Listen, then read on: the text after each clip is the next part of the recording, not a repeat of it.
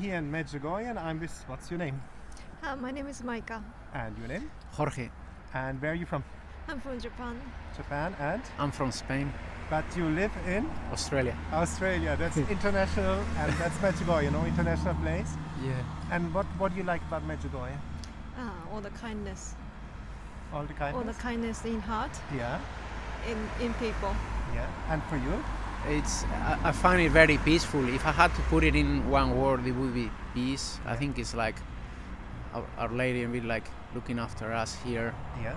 Even sometimes I was worried, like had fights in my head, like why did they say this? What did you know about someone? And I was walking Apparition Hill up, and when I got to the top, it was like all the voices went quiet. No more argument in the head. No more like everything peace. And here I feel very, very peaceful. Almost like even in the accommodation, I wanted to open the window. It's like something in the air is good here. I don't know. Wow. Yeah. You have the same feeling? Is Yeah, it I do. the peaceful and the kindness of the people? And you have been now several times here. Yeah. Why do you come back?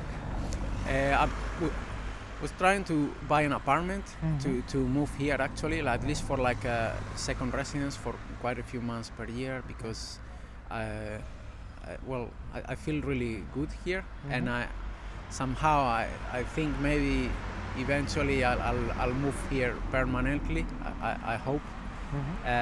I was once in Huth, and a woman there from Mexico told me. They told me that they have been here, and I have never heard of this place. It was actually last year only, and then I remember I was telling them, because I spent a week in Huth. I was telling them I think I could live here.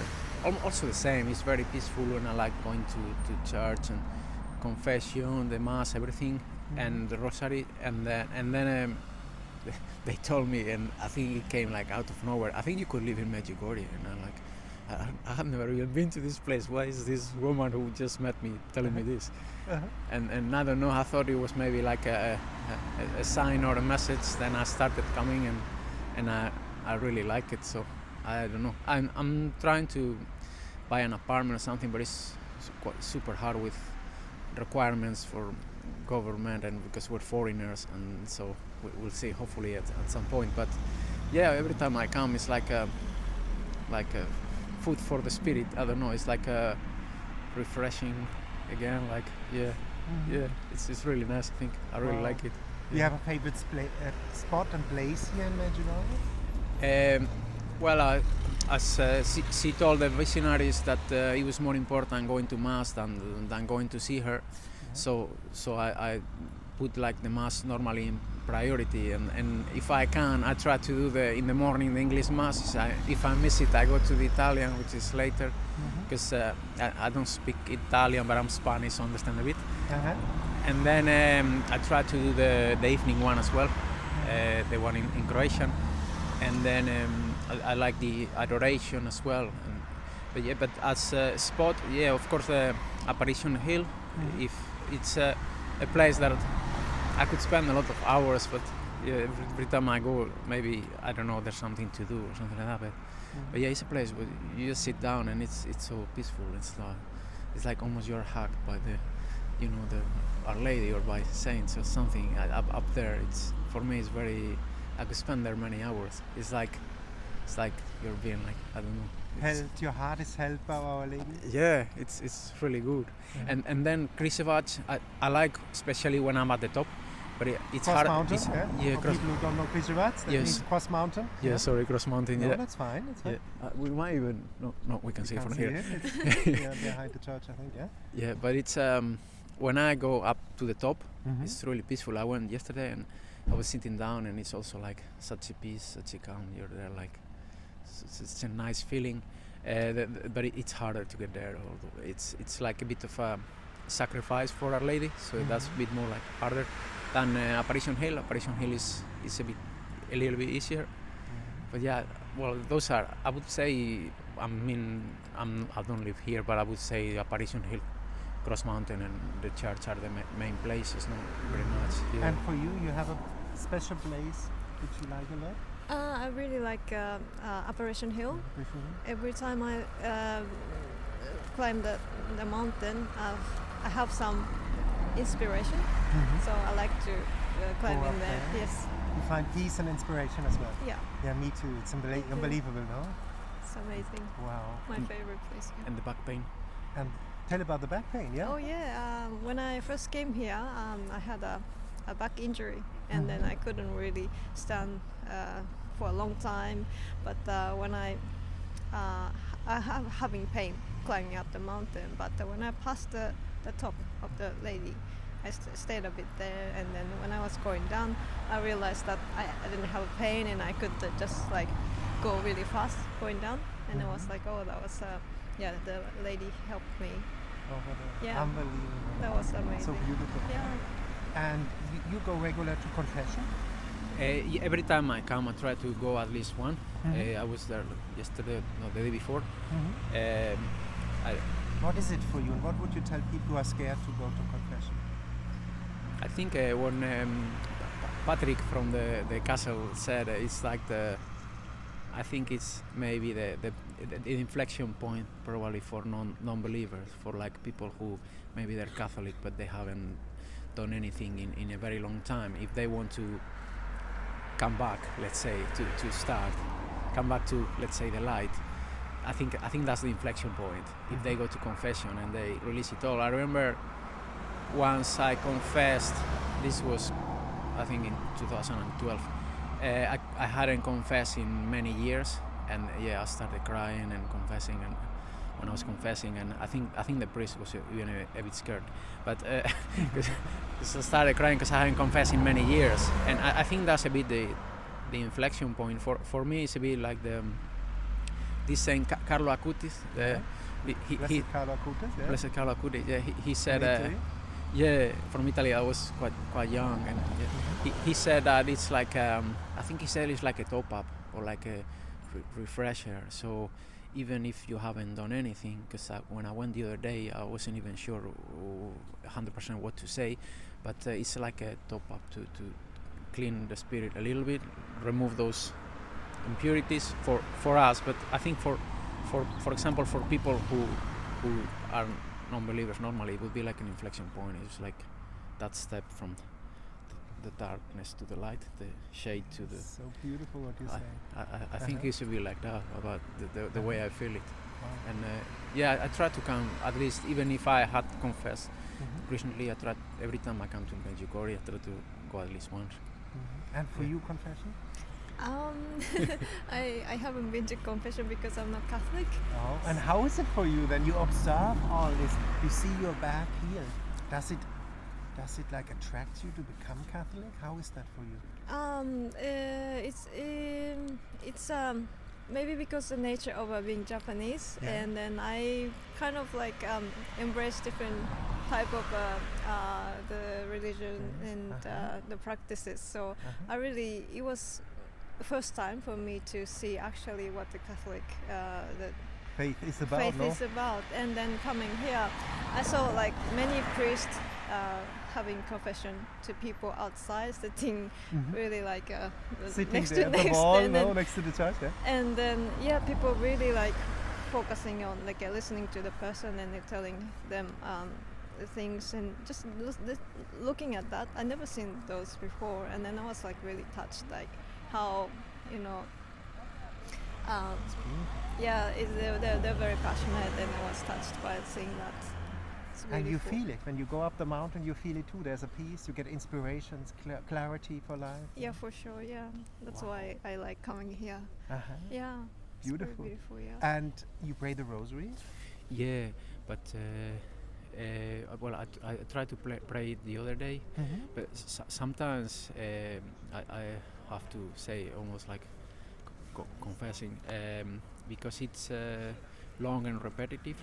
Sometimes I actually would like to ask someone, but because it's very long and repetitive, sometimes I prefer to say a prayer that I'm feeling what I'm saying from the heart. Yeah, so I'm like that too. It depends.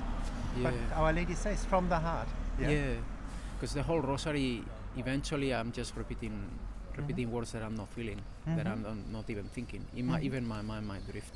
Whereas if I'm saying a prayer but I'm thinking what I'm saying, I'm feeling it, and But problem is maybe I don't do it as long as I would do the rosary. So sometimes I probably should discuss this with some priest or something. I don't know what to do. No, it's not about should. You know, if you, Our Lady says from the heart here. You know what I did. I started guided by the Holy Spirit. Somehow I was brought to the Rosary. There was exorcist who said, if you have a challenge in life, pray for 1 year the Rosary. Either the challenge go away and you continue the Rosary, or you stop the Rosary and the challenges will win. And I said, wow, I have to try that out. That was my point when I started to pray the Rosary prayer. But I'm like you know, guided. Must be from the heart. That's what Our Lady says. Not just like one. Jesus says it in the Bible as well. From the heart, not like blah blah blah. Yeah. You know, that's more effective. You know. Yeah, I like when I feel it. Also feel more like, I don't know. It's like you feel something coming in rather than just repeating the words. But what you said now, when my mom passed away in 2019 at the end, and then it was like the worst year of my life. Like I wanted to die almost every day, and that year I was praying the Rosary normally twice every day, and it helped me a lot. It helped you over. It got me through that year, and then eventually time helps. Time helped me a lot, and then I understand that. Yeah. So wow. It was very helpful that year. Yeah. So that is the most beautiful testimony you can give about the Rosary. Same for me. There's times you prayed more, times you prayed less. You know, it's not an obligation. It's from the heart. That's what Our Lady says here. Be authentic. Worship God in spirit and truth. That's being authentic. Yeah. And what would you tell people? Why come to Medjugorje one time? People. Why should people come to Medjugorje one time? What do you think? Well, in my case, I hadn't even heard about it until last year, and I have been to Huth like 6 times, and to. So you're really fresh. When I met you the first time, it was wow. And tell why? What you wanted to say? Yeah, I have been to Huth, to Jerusalem, to Fatima. I'm not from far to Fatima to Rome, but I never heard about Medjugorje. And then I read I think it was in the messages that people don't come if she doesn't want them to come, something like that. If Our Lady doesn't want them to come, so maybe there was something about that. Like they say by invitation you come. Like the lady said, why don't you go to Medjugorje and live in Medjugorje? Those Mexican ladies that tell me. You should go there, and then it's like, well, what's that? I couldn't even pronounce what's that. What is that? Bosnia-Herzegovina, where? and, you know, and then it's like a. That was in Lourdes. Yeah, this was in Lourdes. Yeah, and then I was here, and it's like, whoa, and then I just kept coming back all the time. Yeah, that's I met you all the time, over and over again. No? Yeah, first day was Corpus Christi that I came, and I was to the back of the church, and I see so many benches. I say, well, it was weekday, but Corpus Christi. I sat on the very last bench. I said, well, this should be enough. This is like a village only, right? And then I had to stand up from the bench because all the benches were full. Like the church was completely packed, and well, it was not even the church. It's like the benches at the back, and it's like, whoa! It's in Sydney. It's got 4 million people, and you don't find this amount of people normally. And here it's completely. I had to stand up to let other people that maybe needed the bench more than me to sit and just stand back to my back to the grass there. It was really full. And then the tourist guide, the guy who drives me normally, he said normally people go to Dubrovnik for tourism, and then they come here on a day trip to see what it's like, and then they keep coming back every year. So normally when people come once, they like coming back. They probably feel something. Yeah. And what is it for you? What draws you back all the time? Because you came back now so often. Yeah, I even want to live here. Like at least you want to live here now, but the lady from Mexico and Lord prophesied. Yeah, I don't know. I think I feel very peaceful here, more protected. When I'm away, I feel more like a bit anxiety, fear. I remember sometimes priests say, don't be afraid, and I'm afraid all the time. I'm like, even sometimes I wake up in the morning and it's like something bad is going to happen, but I don't even know what. Then normally what I do is I have these rosaries, I grab this and then I'm okay. That's the rosary, you see? Yeah, I have 2 together. And one is from Jerusalem, one is from here, from Medjugorje. Well, what a combination! Yeah, from Jerusalem and here. Yeah. Yeah, and then I grab this and immediately I feel like more at peace. Uh-huh. And then the other bit that gives me the anxiety and the fear is the mobile. When I look at the mobile and maybe I need to check messages, maybe there's something important, but it's also always like, but it might be bad, it might be both. It's like, this is the good one, that's the bad one. But in our society today, it's really hard not to use it, to communicate. Now we're planning the trip back, and for example, things like that. But yeah, almost everything bad that comes through the mobile, or at least to me. Yeah. But obviously, there's also things needed from the mobile. So yeah, but I don't know. At least with this, I feel more at peace. And then you would say that to people as well who are scared. What would you tell them? You have that spiritual fight. We all have spiritual fights. What is the stand now? How to fight these fears? The rosary, you said, or you have other things? What you do? Well, here in Apparition Hill, I think anyone who goes there will not feel fear, because it's so peaceful and so nice. And for example, the other day, I actually been lucky in this trip to 2 nights with adoration after the church, after the mass. That was also super peaceful. And like I was there the other day. Okay, I'll just be a few minutes and then I go home because it's a bit late. And when I wanted to realize that it was finished the whole hour, and I had been there sitting for a whole hour, and I was like, nothing. I mean, I just wanted to stay forever. It was like a warmth, sitting there, like when I was almost like when I was a child and I was at home and I felt safe, something like that. I don't know. It was like so peaceful, so nice there. I could be there forever. And then after a while, it's finished, and okay, and because it was like 1 hour. And I remember you felt when I took you to the cathedral in Madrid, Almudena. You say you felt like some peace as well. Very peaceful. Yeah. It's the presence of Christ, or in the Eucharist at the altar, maybe. Maybe, yeah. And also the lady. Sorry. Yeah. Yeah. Well, I also felt very healed after staying for the adoration. I was very tired and I'm feeling uncomfortable. I was like almost like, oh, I wanna, very, very tired. And then after listening to the very beautiful music played in the adoration. Yeah. Melinda, the violin. Yeah, I was like really like healed. I actually made a difference. I loved it. So beautiful. From a non-Catholic who feels it, no? Yeah. It's tangible. Yeah. No? Obviously, yeah. Yeah. And why are you Catholic? What would you tell people? What is the beauty of the Catholic faith? Well, have you always been Catholic, or you went away and came back? Well, to be honest, I don't know if this is very good, but in my country, basically, I'm from Spain, and the time I was born, everybody had to be Catholic. It was like forced, basically. It's fun. Sometimes I think it's funny because in Garabandal in Spain, Our Lady, in theory, appeared there. They say she appeared there, and then they didn't do what she said, and she left, or this is what the stories say. And then and in Spain, everyone basically was forced to be Catholic at the time because of a dictator we had was Catholic, and maybe I'm thinking maybe that's bringing but this is just me speculating, like maybe some people now, because before they were forced, now I think we have the freedom, so, but I don't know. But it's funny, then here she comes and it's almost the opposite. Here it's like they're forced to not being religious, and they're fight against that, and then they're like actually like the visionaries initially, the police or the Yugoslavian police. They fought them off because they were communists. Yeah, at they the were. Time, yeah, they were like almost trying to tell them not to go there, and they fought against them, and they went. So in Spain, it was like we're all Catholic, but they didn't do what she said or something like that.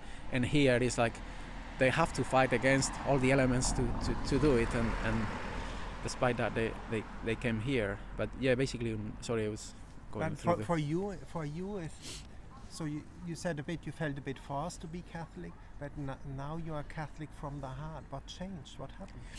Yeah, so to me, when I was born, I didn't really feel much this or that, and a little bit the spark that ignited the fire. I don't know if this would be the best way to say it, but no, it's beautiful. Rebirth in the Spirit, Jesus calls it, kind of. Yeah. Touched by the Holy Spirit. Yeah. The fire.